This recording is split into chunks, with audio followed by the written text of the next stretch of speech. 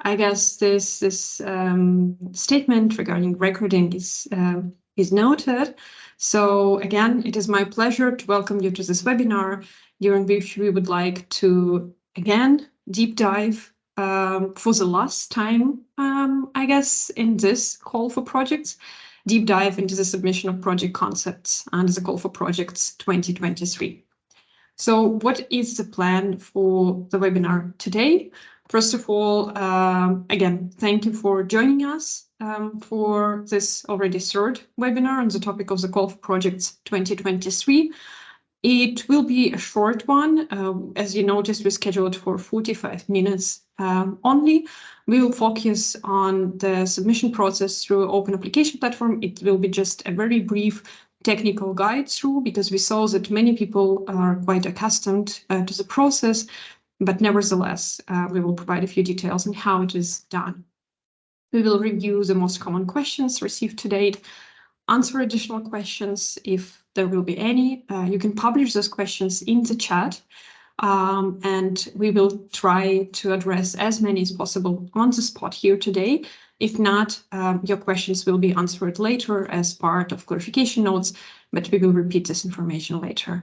And we'll also point to useful resources, because there is still time until the closure of the call.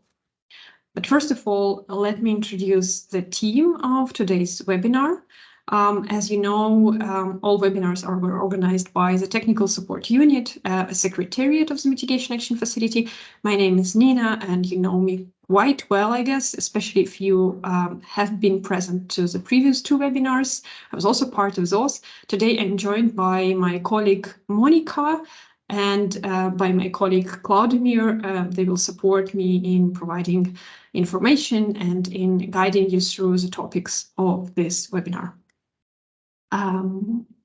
Before we start, let's take a few minutes to answer some questions in the poll, and I will ask Claudemir to run a poll for us, and we'll be thankful for your responses.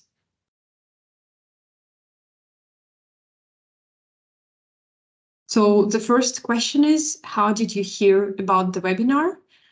And we would be grateful for some insights from you in this regard.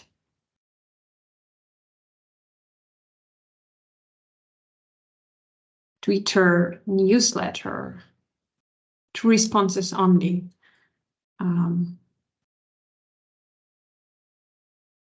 Okay, now I see website, mail from the TSU, newsletter. Okay, I guess now we have a bit of a list of sources, which is mainly newsletter and the website. The next question is, what region are you representing? As you see, there is quite a choice. So let's have a few minutes.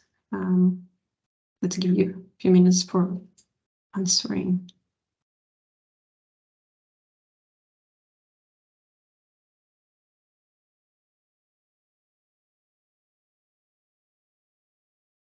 So yeah, as you see, there are a lot of participants from Europe, but also quite a few from Sub-Saharan Africa, Latin America and Asia are also represented, Middle East, North Africa. Great, we have a very diverse group. This is great to know. Let's move to another question, which is, what type of organization are you representing today? International organization, government, private sector, academia, or other?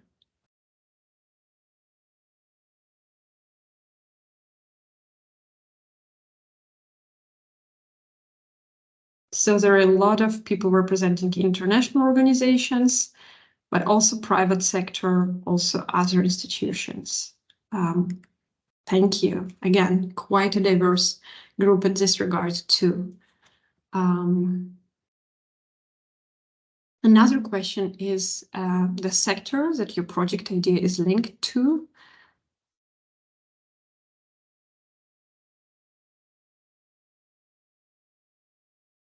as you see, quite a few are in the energy sector. But we also have projects that are cross-sectoral, and also transport and industry are present. Thank you. And the last question in this poll is, of course, of an interest for us, the technical support unit in the mitigation facility, whether you intend to submit an application. And yes, and maybes, but majority of yeses, which is great. And good luck with the submission. We hope that this webinar will be of use for you and will provide you with some additional insights and details about the submission process and the most common questions and answers. So thank you all for participating in our poll. Let's move on to the more detailed structure of the webinar. As you see, we will have 5 topics: technical overview, submission of a project concept in open application platform, Q&A statistics, just a very few overview slides, most common questions with answers, of course, and a few slides on useful resources and next steps. And now for the technical overview, I will give a word to my colleague Claudemir, who will guide you through a few technical aspects of using MS Teams. Claudemir, the floor is yours. Hi, hello everyone. Thank you, Nina. I'll say just a few points about the technical overview. This is really straightforward. So on the top right of your control panel, you see that your camera is off and you're automatically muted. This will be your status during the whole meeting, and you can click on the chat button on the top half of your screen to submit your questions.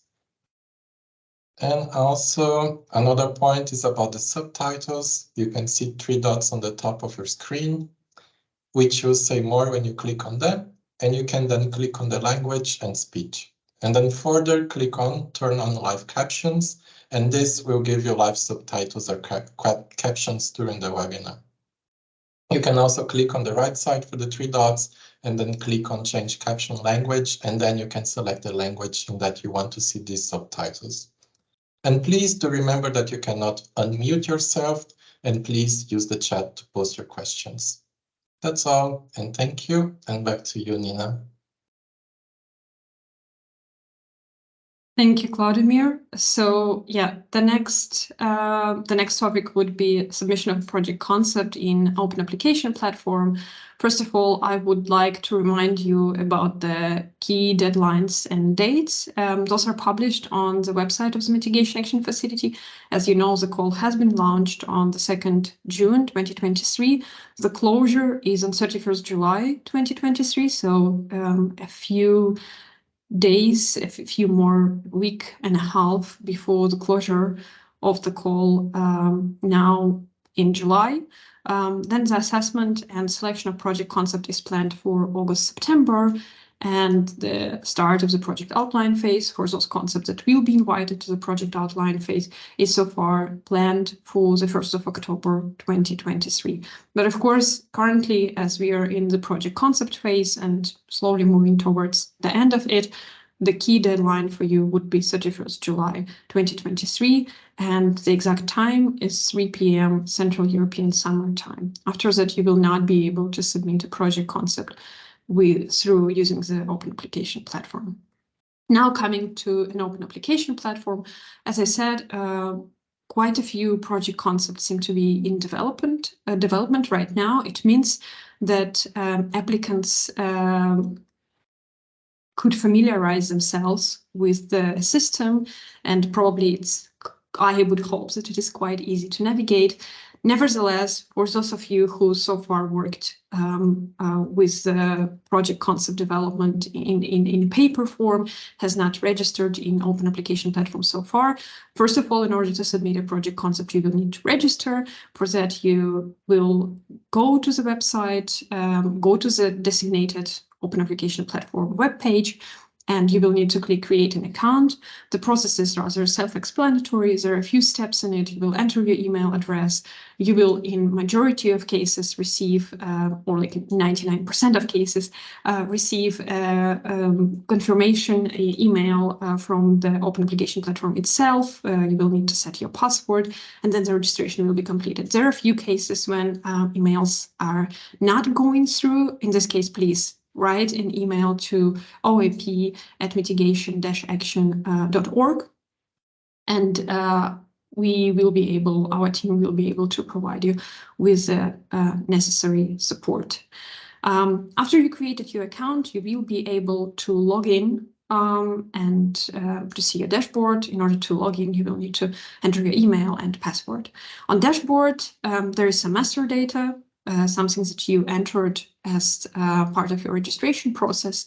But the most important thing, of course, is the button on the right from this master data, which is about creating a new concept. So when you click on create new concept, you will see a dedicated web page, a certain menu with a few steps or a few sub pages that are provide you information or provide you with the fields to fill in and to submit the project concept. As you see, there is in total kind of 6 menu points. 3 of them are directly about the concerned information on the project concept. So it is general information, it is project concept, it is project ambition, and there are also 3 additional steps that simply provide you either with useful tips and recommendations. There's also a questionnaire and overview and submission page. You can work with those topics that you see in the menu in different sequences. So you can start with general information, but you equally can start with filling in data on project ambition. You're always able to save your document to come back to it later. But for the purpose of our example, we assume that you work in another linear mode. So you move from useful tips to general information, you enter it, and you click save and next page. With that, after entering general information, you will move to the information on the project concept and then to the information on project ambition. Afterwards, you will land on a page with a questionnaire. We would also like you to provide those responses. It will be part of your submission. In our example, you see that 2 fields like general information and project concept are highlighted red, and there is an exclamation mark. This is because not all fields were filled in. So if you see it, it means that by the end of the day, you will not be able to submit your project concept because certain fields, which are mandatory, the information there is absent. So, but you will also be able to see the gaps in data when you go to the overview and submission page. So after you answer questions in the questionnaire, you will land on an overview and submission page. It will offer you a holistic view of a project concept. We would like to ask you to carefully check the information provided because you will not be able to modify your project concept after submission. And of course, first of all, check the completeness of data, because without, if certain fields are not filled in, you will not be able to submit your project concept. There are 2 mandatory confirmatory statements on the submission completeness of data. As soon as you confirm them, the submit button will be activated and you will be able to submit your project concept. After submission, the status of your project concept on dashboard will change to submitted, and you will be able to download it as a PDF or MS Word file. You will not be able to modify it, and you will not be able to delete it. So as soon as it is submitted, the TSU, the Technical Support Unit, has access to it and can start assessing it, but you will not be able to withdraw it or to delete it. I see an incoming questions. As I said, we will answer them at the end of this webinar, but just one on the presentation. Yes, we will share it. It is already available on the website, and my colleague Claudemir will publish a link to this presentation during the webinar or at the end of the webinar. Let's move on. So a few additional aspects, or like not additional aspects, something to keep in mind, because again, we are very close to the deadline of the call for project 2023, the project concept phase. Again, what I would like to remind you about the eligibility criteria. Timely submission of a project concept is essential. The Open Application Platform will close at 3 p.m. Central European Summer Time on 31st July 2023. So if you don't submit your project before the deadline, you will not be able to do that. Your project needs to focus on one of the 3 priority sectors. It is well known, the priority sectors of the Mitigation Action Facility, or be a cross-sectoral project which is linked to one of the priority sectors. All mandatory fields in OAP have to be filled out, but again, without it, you will not be able to submit your project concept. Information should be provided in English because we have been receiving questions in this regard. It is mandatory that the project concept is submitted in English. You will also work with English further on if the project concept is selected for an outline stage or for DP, or further on for DPP, for the preparation of the project proposal. Everything is done in English. The country should be ODA eligible, and you can check it in the OECD DAC list. The funding volume requested from the Mitigation Action Facility for implementation should lie in range between 5 and 25 million. It is excluding DPP funding. There will be, we have received a few questions with regard to DPPs and DPP funding, and my colleagues Monica and Claudemir, I believe, will address those questions as part of their presentation on the most common questions and answers. And envisaged implementation duration should be between 3 and 5.5 years, so 36 and 66 months. This is also one of the eligibility criteria applied by the Mitigation Action Facility. I would say this is it in a nutshell, probably the most important information for you, considering that, again, we know that our audience is well aware about the call, and those were just a few items to keep in mind and probably to focus your attention on. With that, I would like to briefly move to some Q&A statistics as a warm-up before the section on most common questions and answers. So just to remind you, we already had 2 webinars. Those were held prior to the launch of the call, and we also published 18 FAQs in advance on the Mitigation Action Facility website. Those were about priority sectors or certain specifics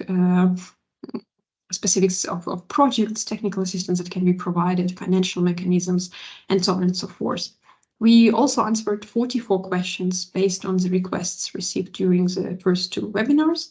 And after the launch of the call, we have also provided 26 responses to your questions in 2 rounds of clarifications.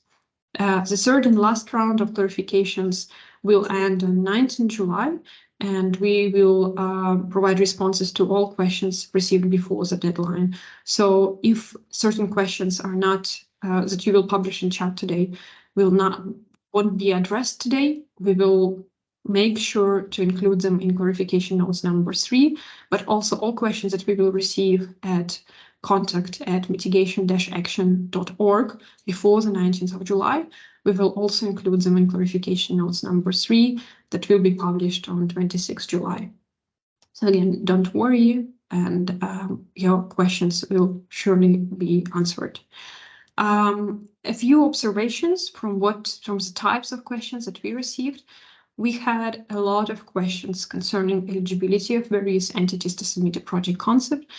And the message in this regard is that everyone is welcome to submit a project concept. All types of institutions, from ministries to commercial entities, private companies, all participants or potential applicants, all those organizations can serve as potential applicants and can submit a project concept. We have received a lot of questions around budgets and forwarding of funds to partners during implementation. We would like to highlight that probably it is a bit too early. We understand that you need to discuss the project concept with your partners and probably have certain estimate or have a certain understanding of the potential institutional setup and flow of funds. But this is rather a question that lies far ahead in the future, and many stages should be gone through in order for the projects to start really thinking about the flow of funds during implementation. You will have for that the development of project outline. If selected, you will also have detailed preparation phase, so on and so forth. So we would probably encourage you not to focus too much on the question of differences between subgrantees and who can be hired as a consultant based on a public procurement tender and so on and so forth. You will have time to think it through and develop a sound budget in this regard. We received questions on cross-sector projects and requests to confirm eligibility or suitability of a project idea on an individual basis. In this regard, since to ensure transparency of the call and to guarantee objectivity of the assessment process, we are not providing any advice or any comment with regard to individual project ideas, and all information on cross-sector projects on the ways how those can be linked to priority sectors is already available in clarification notes on our website. So again, if you are concerned about the eligibility of your idea, we would encourage you to take a look on our website on FAQs and clarification notes that are published already. We believe that there is sufficient guidance for you to identify whether your project suits mitigation action facility or not. Of course, we also received questions on the eligibility of cross-country and regional projects, quite a few of those. Again, the message is cross-country project when it is justified, when there is a rationale for that, those are always welcome. There are certain complications, so the structure of those projects is usually more complex than a single country project, but again, it does not mean that those are not welcome by the mitigation action facility, just for you to keep in mind for the future if you move on with the development of such project idea. There are also, we received questions on project characteristics, mitigation or adaptation, what types of technical assistance are suitable, what is financial leverage, etc. Again, we covered it quite comprehensively in FAQs and clarification notes and GID, which is also very important. Section 4 of GID on project characteristics provide already a very good overview of what mitigation action facility is looking for and what expects from its project. So we would encourage you again to go through GID, to go through FAQs and clarification notes if you have any concerns regarding or any questions with regard to whether mitigation action facility supports adaptation projects or whether there are certain types of TAs that are excluded from support, what is expected in terms of financial ambition and financial mechanism, and so on and so forth. Those questions are quite comprehensively covered already in the materials that are available online. With that, I will give a word to my colleagues, Claudemir and Monica, to provide information on most common questions and answers. The floor is yours. Hi, hello again. So we are glad we separated some questions, the most common questions we received. And let's start with them. And I'll ask my colleague Monica to help me with this. Just a moment. So first question would be like, if an applicant submits a project concept without securing other partners, is there a process to connect the applicant to relevant ministries and or partner financial institutions? Good afternoon, good morning to everyone. First, good question. And now the answer. All applicants are encouraged to present their ideas during the project concept phase, even if the future project partners are not entirely defined or confirmed.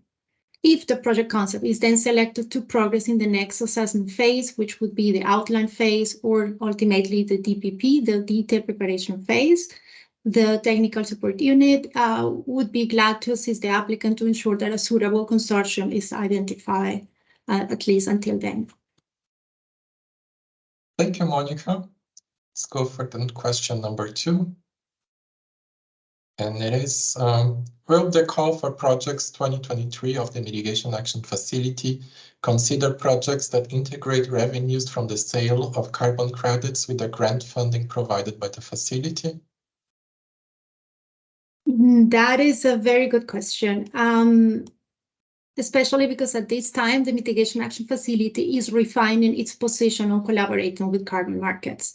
So we are using this project concept phase as an opportunity to explore the various approaches that the applicants may take so that we can understand better the level of interest of the potential applicants in combining the facility's funding with the carbon credit revenues.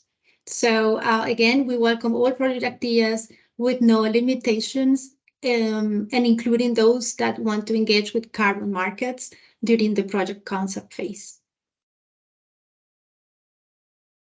Monica, next question.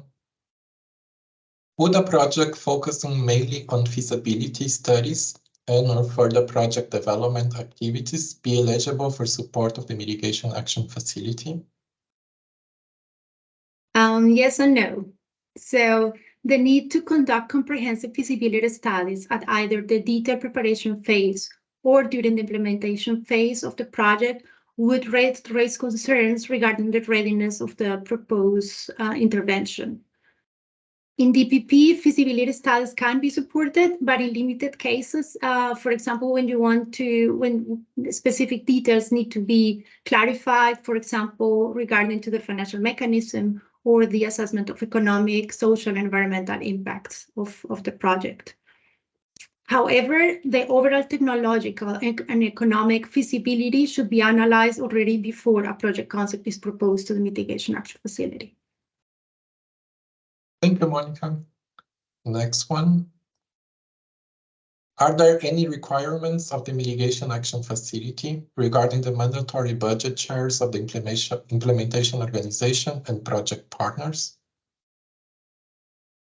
There is no specific regulation of the Mitigation Action Facility with regard to mandatory shares of the project funding that would then be channeled to an implementation organization or a project partner. The distribution of the funds will be guided by the project design and the sector context. And there is no such a specific regulation. Thank you, Monica. Next one. Does the Mitigation Action Facility apply any minimum ratio for funding requested for the financial cooperation and technical cooperation components?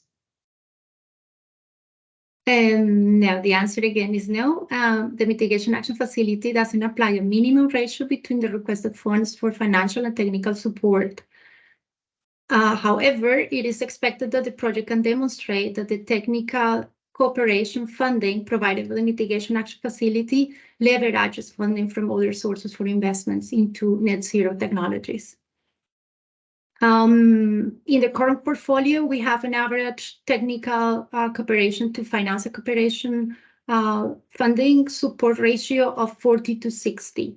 And in future projects, the Mitigation Action Facility aims to increase this ratio in favor of the financial component support.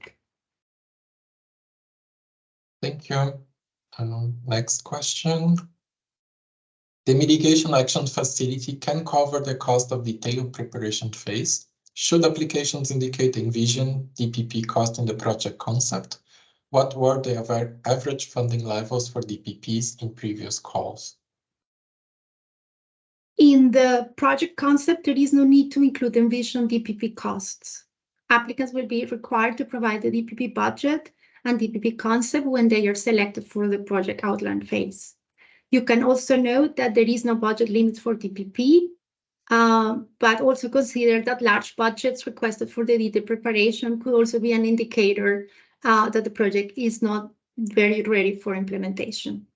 Average funding support requested by projects in previous calls are approximately around 250,000 euros. Thank you, Monica.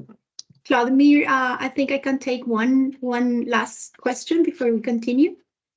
Sure. Let's do them. The last one.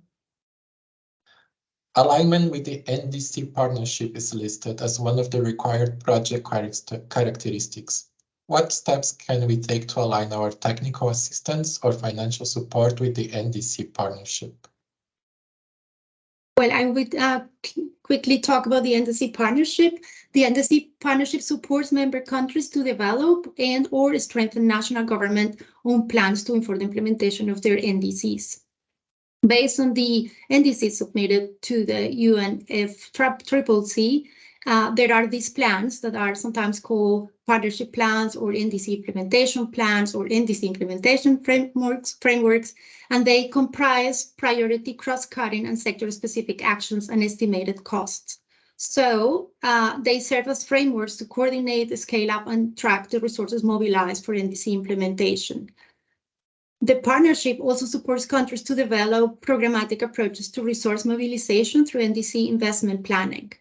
So the projects can align with these plans and the request for support letters by showing a direct connection between the proposed mitigation action facility project and specific components of these plans, specifically outcomes, outputs, or priorities covered within the plans or the RSR.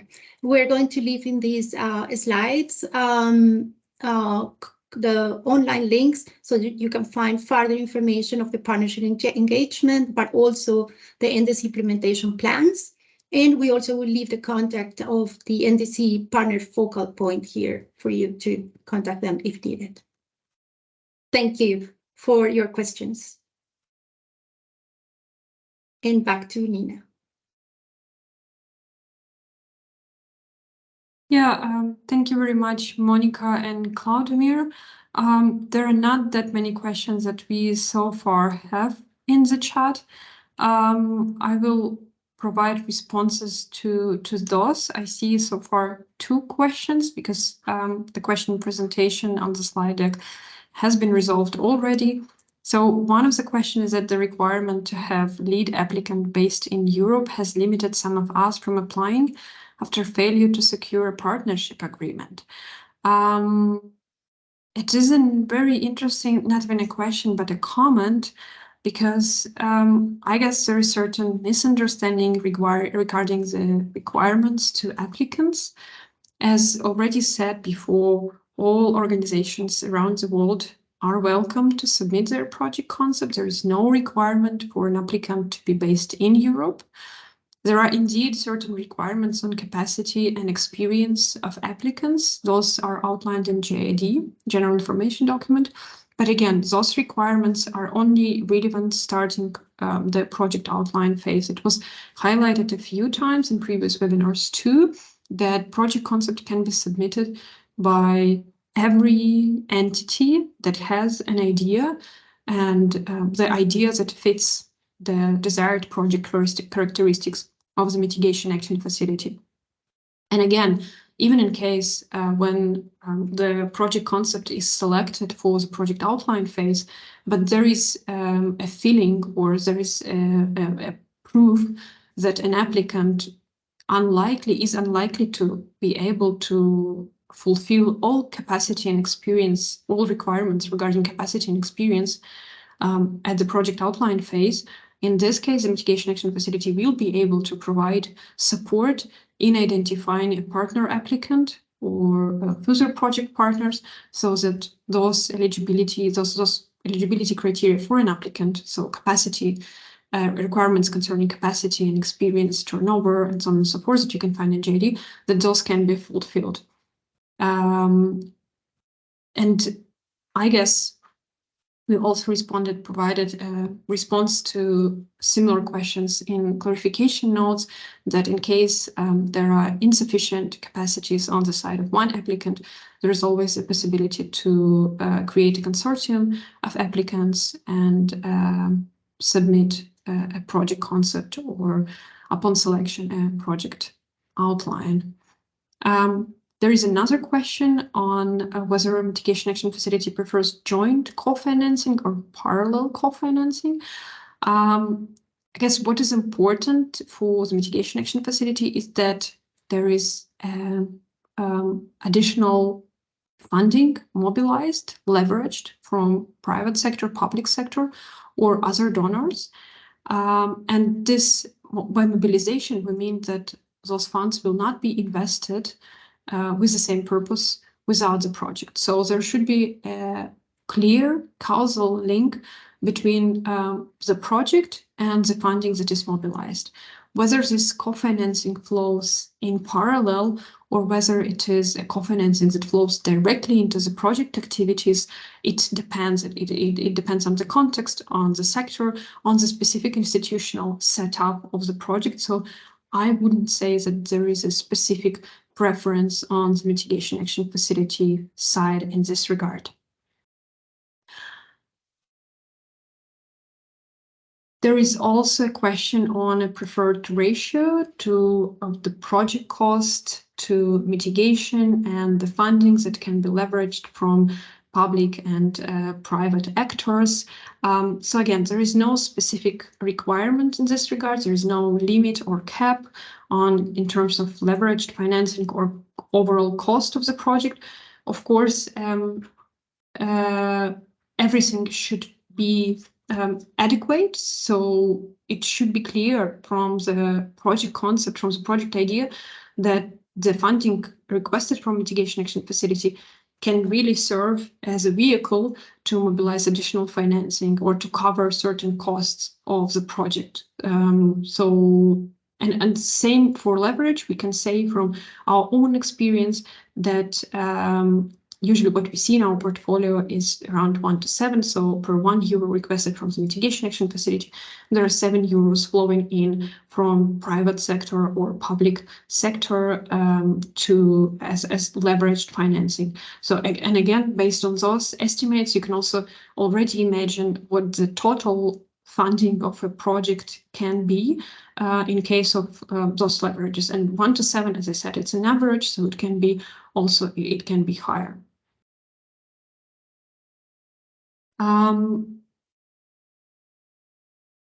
There is a question whether an endorsement letter from the government is needed at this stage.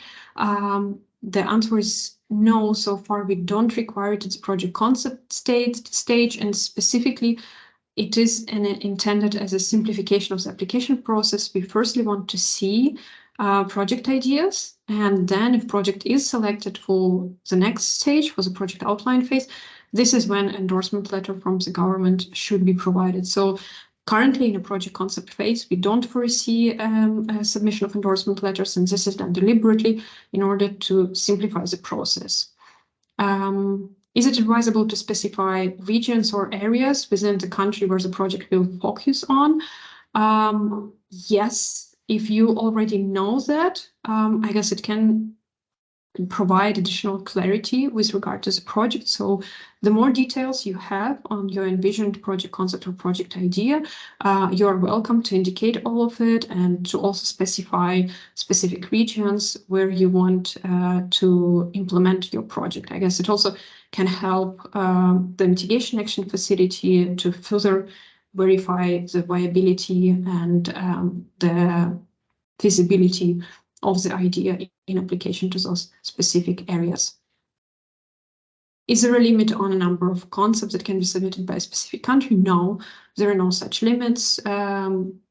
We as said, we don't have a regional focus. We don't have also limits in terms of project per country. So as many concepts as we receive from one country, all of those will be assessed and taken into consideration as long as the deadline for submission is adhered to and other criteria are fulfilled. I don't see any more questions in the chat. So thanks a lot for your active participation. Thank you for your questions. We have 1 more minute until the end of this webinar, and I would like to guide you through a few useful resources and next steps. So in terms of the useful resources, again, general information document was mentioned quite a few times already. We would like to highlight the fact that Spanish and French versions are now available. We hope that you saw it on the website already. So please go and check. And if Spanish and French versions are more comfortable for you, those are also available. On the next slide, you will also see that there are other resources and information sources. All of them are available on the Mitigation Action Facility website. Among newest documents is mitigation guidelines at the project concept phase. So it was made available in June, and it serves as an additional guidance for you in terms of how to estimate the mitigation potential of a project at a project concept phase. We also published FAQs for webinars 1 and 2 with clarification notes 1 and 2. So it is available on our website, as well as the recording of the webinars and other materials that you already saw before if you participated in the previous webinars of the Mitigation Action Facility. What is next? The webinar recording will be available on our website. It will be published in the next few days. Presentation is already online, and you saw the link in the chat. We will publish clarification notes number 3 on the 26th July 2023. We ask you to submit questions until 19th July, end of the day in Central European summertime. Also make sure to always check the dedicated page for the call for project 2023. Again, all useful materials, all links, all clarification notes and FAQs are published there. In case of questions, you can contact us at contact@mitigation-action.org, and you can also subscribe to our newsletter. You see the address on the screen. And last but not least, to remind you, please remember that the deadline for submitting project concepts under the call for project 2023 is 31st July 2023, 3 p.m. Central European summertime. And before you go, please help us to become better and take a few minutes to answer a few questions in our survey.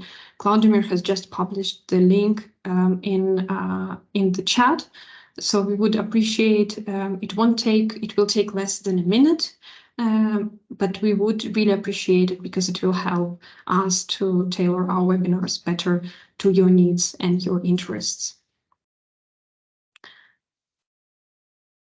With that, we would like to say thank you on behalf of the Technical Support Unit of the Mitigation Action Facility and the team.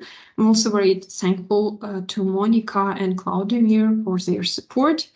And we are looking forward to receiving your project concepts, and good luck on those final stages of the project concept development and elaboration. Thank you, and good luck.